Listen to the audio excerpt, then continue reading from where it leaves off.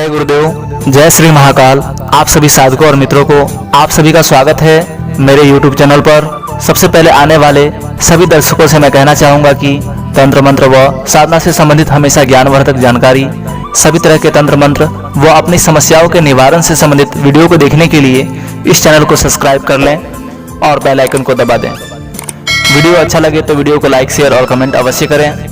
अगर आप किसी भी ऊपरी बाधा, तंत्र मंत्र बाधा या उससे संबंधित अन्य किसी भी बाधा या समस्या से ग्रसित हैं और उसका समाधान पाना चाहते हैं तो आप मेरे व्हाट्सएप नंबर 7070699665 पर संपर्क कर सकते हैं। प्राण प्रतिष्ठित मूर्ति की पूजा घर में कर सकते हैं क्या? अधिकतर साधकों और लोगों का यह प्रश्न होता है।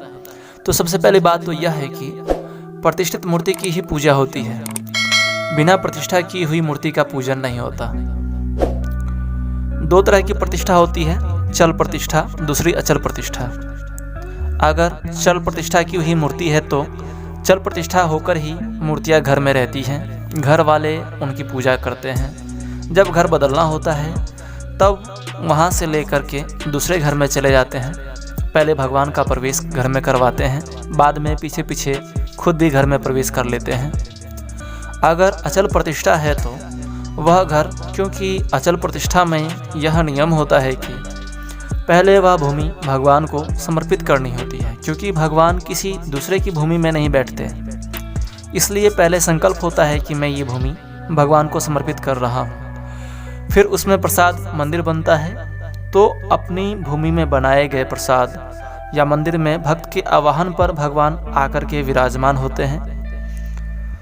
तो जितनी भी अचल प्रतिष्ठा होती है वो भगवान की भूमि होती है, भगवान को समर्पित होती है, भगवत अर्पित होती है। संकल्प करके भले ही लिखा पढ़ी ना हो, लेकिन जिस समय प्रतिष्ठा होगी उस समय आचार्य ने संकल्प करा दिया होगा, क्योंकि भगवान अपनी ही भूमि में बैठते हैं, किसी दूसरे की भूमि में नहीं बैठते।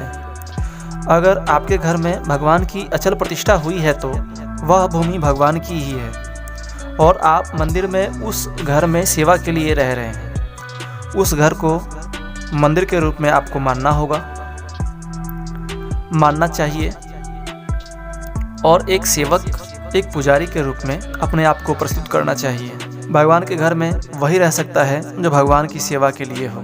तो कई स्थानों पर मंदिर के साथ साथ भवन भी बना दिया जाता है, जिसमें पुजारी रहकर भगवान की ब्रह्म मुहूर्त से लेकर रात्रिकालीन शयन तक भगवान की पूजा अर्चना, आरती, शयन आदि तक की सेवा कर सके।